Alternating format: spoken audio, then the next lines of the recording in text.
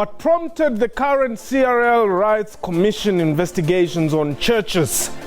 And why do some pastors regard being subpoenaed to attend the hearings as a hostile act? Is the CRL Rights Commission targeting wealthy pastors and church leaders? And is spreading the word of God a calling or a profession? What time is it? It's question time.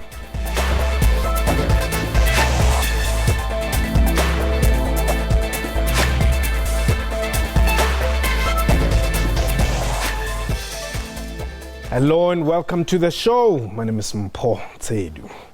The CRL Rights Commission is investigating the commercialization of religion and what it calls the abuse of people's belief systems. All those summoned to the hearings are required to produce, amongst others, ordination and church registration certificates, bank and annual financial statements dating from 2012. Meanwhile, several pastors have expressed their dissatisfaction for being subpoenaed to appear before the commission. A reminder that this is a live program, and therefore we'll be taking your calls. The number to dial 089-110-4210. Our Twitter handle at QuestionTime24. Perhaps you are a victim or a participant in some of these hearings that have been going on, or maybe you were part of the people who were toying against the hearings. Do give us a call. The number to dial 089-110-4210, and our Twitter handle at QuestionTime24. My guest today, Metogo Mkwanazi Kaluva, Chairperson, CRL Rights Commission, and she had committed that she'll come back, and we're grateful that she is indeed back. Pastor Tiwabonil Jade, Church Leaders Empowerment Foundation Africa. And from our Durban studios, Pastor Vusi Dube, who is a religious leader at eThekwini Community Church, ECC as it is popularly known, and we'll be taking your calls right away, 089-110-4210, the Twitter handle at QuestionTime24. Let me welcome you. And pastors, welcome as well. Let me start with you. Indeed, you committed that you will come back, and we are very grateful. Not everybody lives to their commitment in this day. Excellent. The hearings have started. Yes. Some have participated willingly. Yes. Some are dragging their feet to come and participate. How would you describe the process so far? The process so far has its own challenges. There are those who have participated willingly. I'm glad one of them is part of the panel today. Pastor Dube came even without a subpoena. Yes. His subpoena was still coming, and he said, well, if you want me to come, I'll come, and he produced everything, and we're very happy with him. He gave us very good advice. So there are those who do that, and then there are those who bring in busloads of people to come and to say, hands off our pastor, hands off our archbishop, hands off our people. We don't want you to be asking any question. We like what they are doing. We enjoy what they are doing. Then there are some who say suspend and stop and go back to the drawing board. So there are those who then say, no, continue on the right track. And those that say continue on the right track are in the greater majority. Okay. We should say. All right. Let me go to Durban. Bab Dube, why did you feel the need to go and appear before this commission, which others are castigating? Well, it was very interesting, Paul, because as a South African, I believe that when it comes to us as religious leaders, we need to be very transparent, basically because of what is going on at the moment in our country. We are the only country where everybody can just come into the country and open a church at the corner without being regulated by anybody, do whatever he practices or she practices, and we find a lot of people being abused in the process. Yes. For me, when this commission was coming in, I think I'm one of the people who was very glad, because then our people in our country are going to be having that element of protection, because really really in South Africa, a lot of people are not protected when it comes to our religion. But first of all, one has got to understand who are we as a religious sector. That is very important. One had to understand how do we operate. That is very important. So that is why one was excited to say, look, the commission now is coming to hear from us. Who are we? What are we doing? What is it that we can offer to make sure that our people are protected? Okay. Now, Pastor Lijade, you have a body of pastors.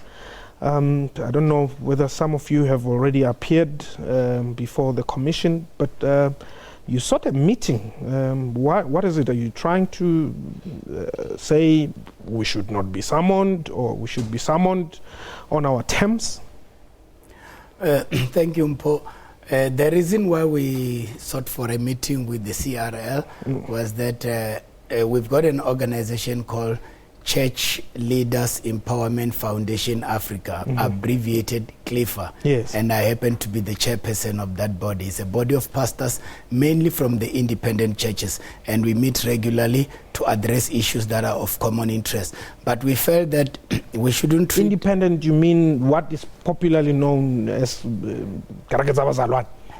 Yes, but we got Bazalwane some in other mainline churches, like the Pentecostal churches. Yeah. These are the churches, some people call them the charismatic. Yeah. We got different kinds of churches. Sure. Yes.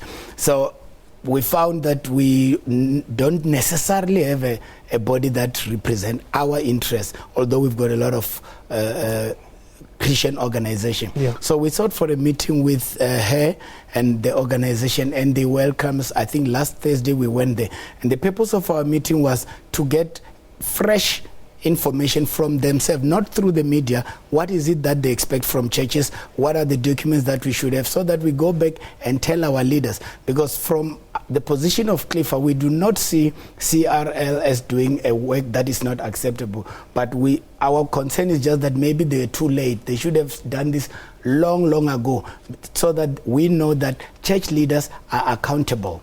But you are saying that you don't want interference. Yes. Who should not interfere with the church? Interference is very easy, and I think you heard Bishop Dube also saying it.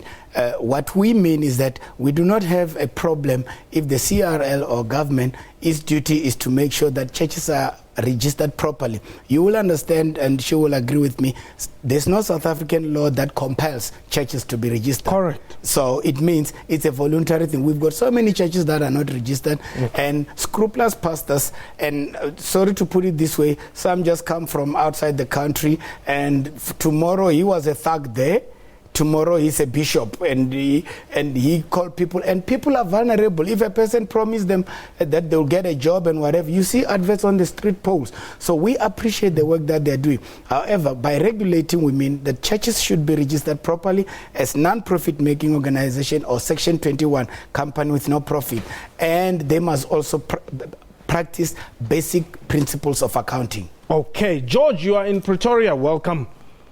Thank you very much, sir. You're welcome. My name is George Sibani.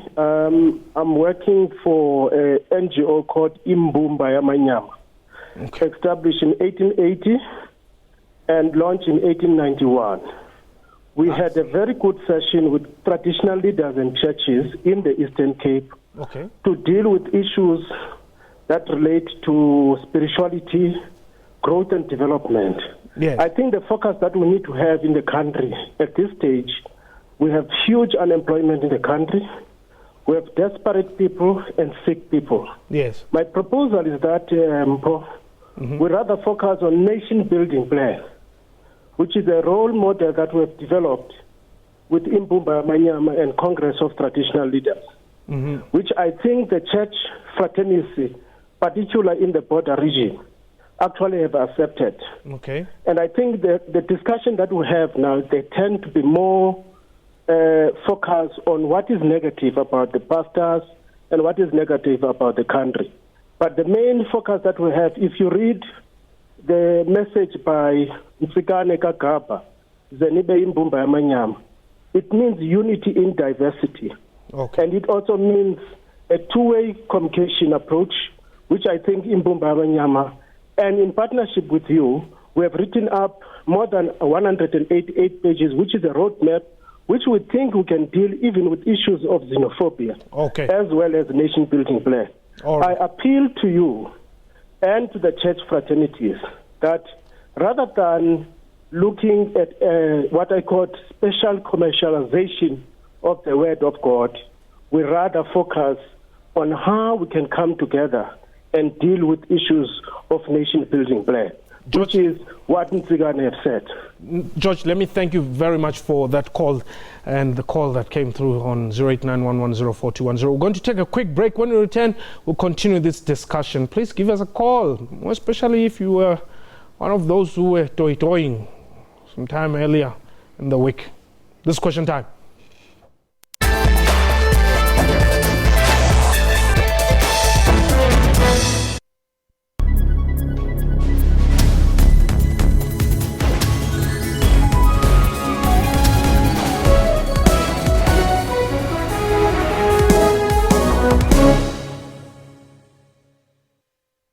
Get all the latest news from the SABC's online news services on our website. Breaking news and in-depth coverage of everything from business, sports to politics and lifestyle. Catch the top news clips and watch live streaming of major news events on the SABC News YouTube channel whenever. Stay connected on the SABC News Facebook page and have your say on news that matters to you. And for the latest headlines and live updates from our reporters, follow us on Twitter. SABC Digital News, anytime, anywhere.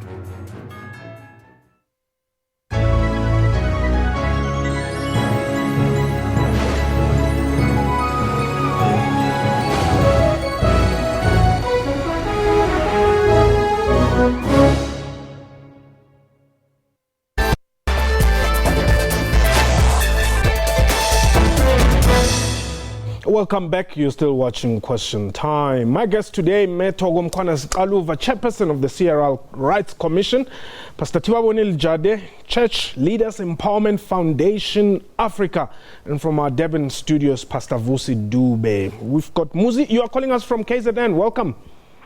Yebo ninjani mpo? Siyaphila njani baba? Siyaphila ngibingelela uBishop wami la Bishop Dube.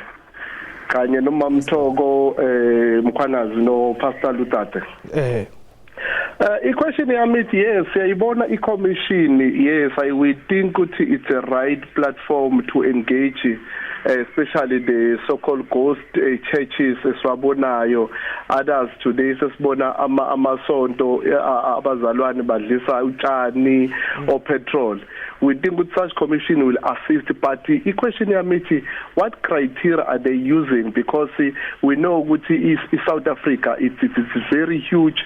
Sinama Hindus, no Shem, Boma Muslim, but it seems like here only Christians have been targeted. We haven't seen the commission going as far as engaging all this category of groups in terms of churches. Okay. So we like this kind of actually a commission to engage ama platforms afana no legislature whereby ayenziwe ngendlela efanele so that immediately i-commission leyabo i-engage amasonto afana nalawo ma-Christians njengamanje singathola abazalwane betoyitoya as if only Christians has been targeted. Okay. All right. Thank you very much, Ma'am. We're not targeting anyone. We're doing a random sample across the board, all religions. The chief rabbi is on his way to come to us. He was supposed to come last Tuesday. Unfortunately, there was a march. So because of the chaos, we couldn't see him.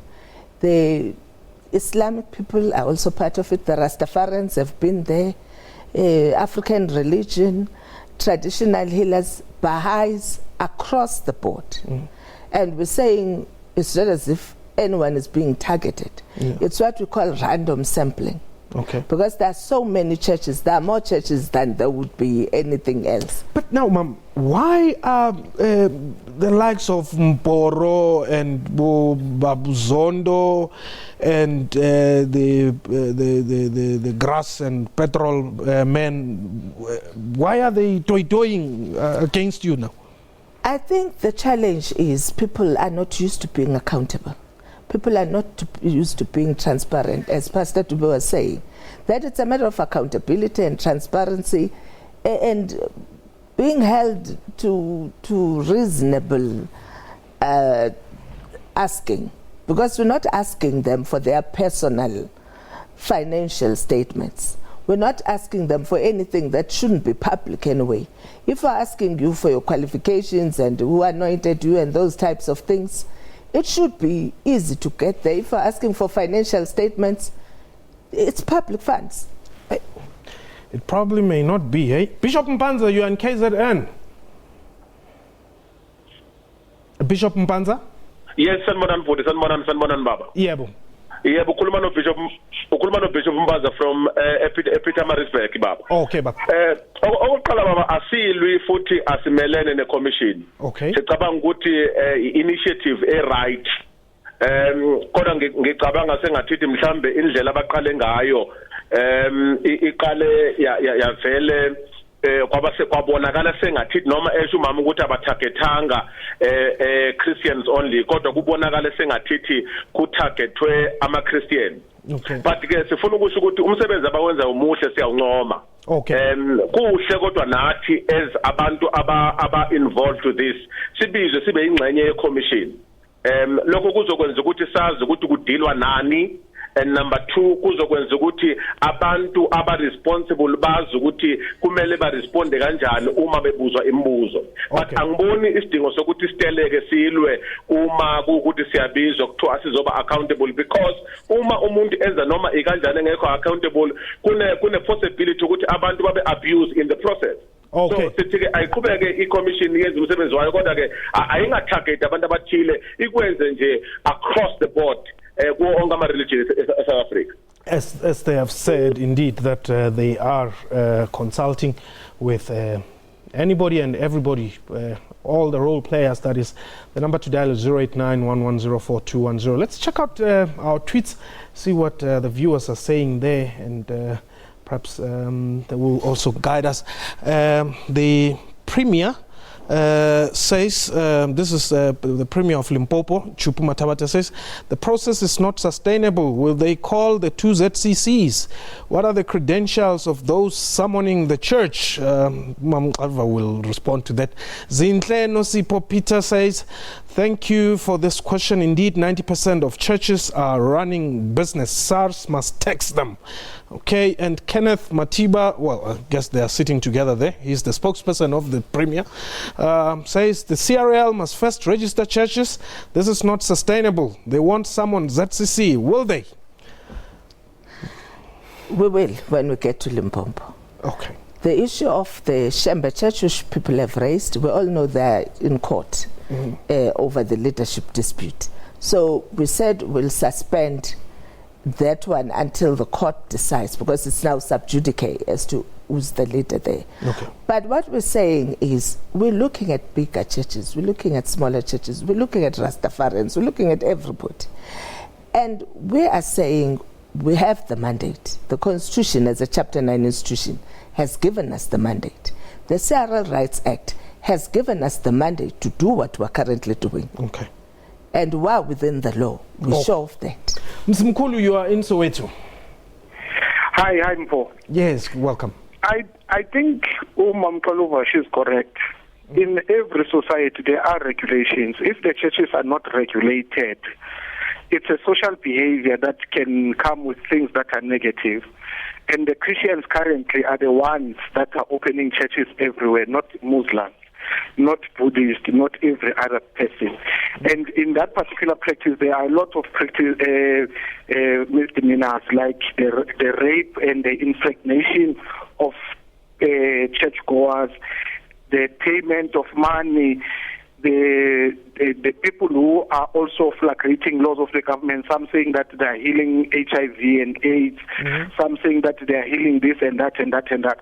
And then that cost the government at the end of the day, because all those people who believed in those particular churches, they are prolonged in their sicknesses, and when they go to hospital, they've got to stay longer, or some of them, they die.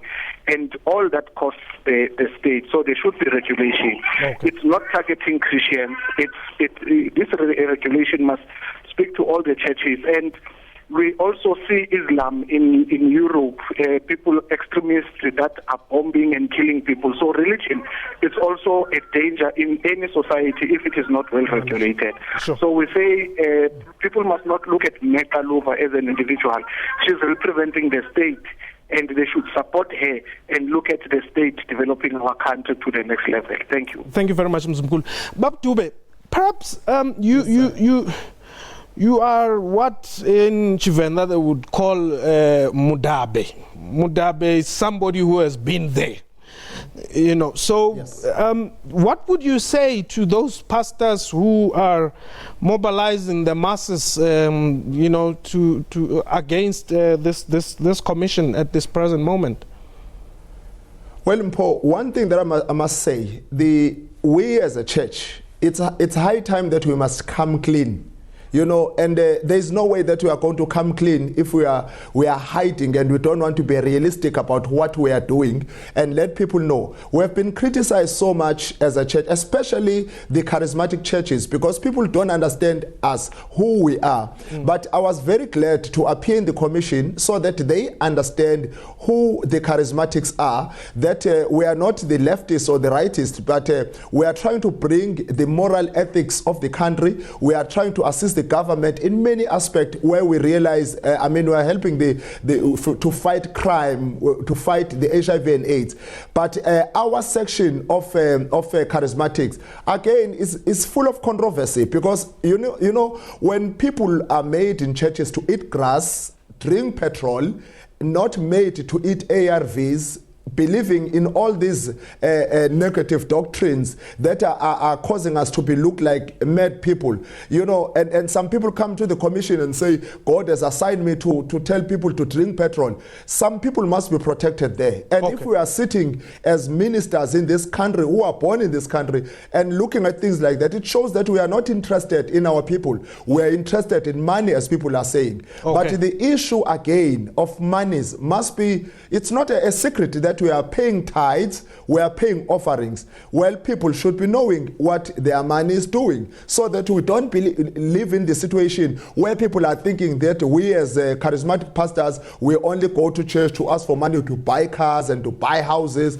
but we are using money to invest back into the community. So I think for me, that's why I totally supported the commission, and for me, it was not a difficult thing to appear there. And I'm saying our brothers out there, we must come together in a positive way. I mean, let's go to the commission and explain, because they also needed more of information and guidance from us. How are we going to guide the commission if we are not there? That's my question. So Isaiah, we need to be to come up clean. Okay, Isaiah, you are in Polokwane. Isaiah, welcome. Isaiah. We seem to have lost Isaiah there. Pastor Jadi, what is the way forward? Are we going to see Clifford going to the commission? What is the decision?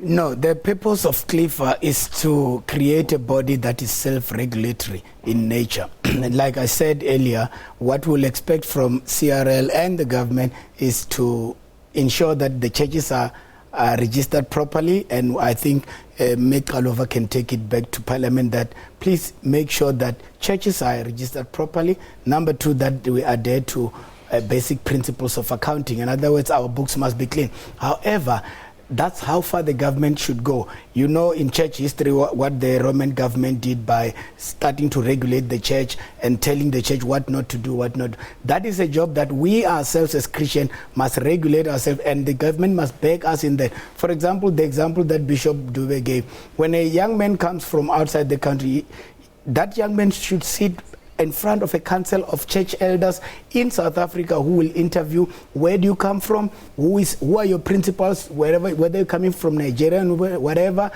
And we need to do checks and balances, and they must be under probation in our country by our leaders until we say, government, these people are real Christian. That's why we're having the snake boys, because they just come up from Norway and tomorrow is a priest. We need to have our own self-regulatory body, not regulated by government. Okay, the moment we go there... But do I get a feeling here that you have a problem with foreign pastors? No, I don't have problem with foreign pastors. I have problems when our resources are being plundered by foreigners. There are guys who are buying jets from South African money. They bring water, sorry to mention water, but they bring water in South Africa and they say water is blessed from another country. There's no way they're going to transport water from another country. Now, they are manipulating and abusing our people. So, yes, we are the indigenous people of the country. We need to protect our people. I'm not saying all people who come from outside are wrong. There are very good ministers, but it must be our job because we know the industry. We need to be the one interviewing them. Why did you pass Angola, Mozambique, and to come to South Africa? Where would you be coming from? Is it because of the power of the rand as opposed to another foreign currency? You know, this is not xenophobic at all. Okay. Don't take it that way. But the bottom line is we need to regulate ourselves, our own people. Unfortunately, we've run out of time, and I hope you won't run out of time from listening to this church's mem. No. Okay. Thank you very much, Pastor Diba. Thank you very much for the time, and indeed that was question time for today. From me and the crew, have yourself a wonderful time. Goodbye.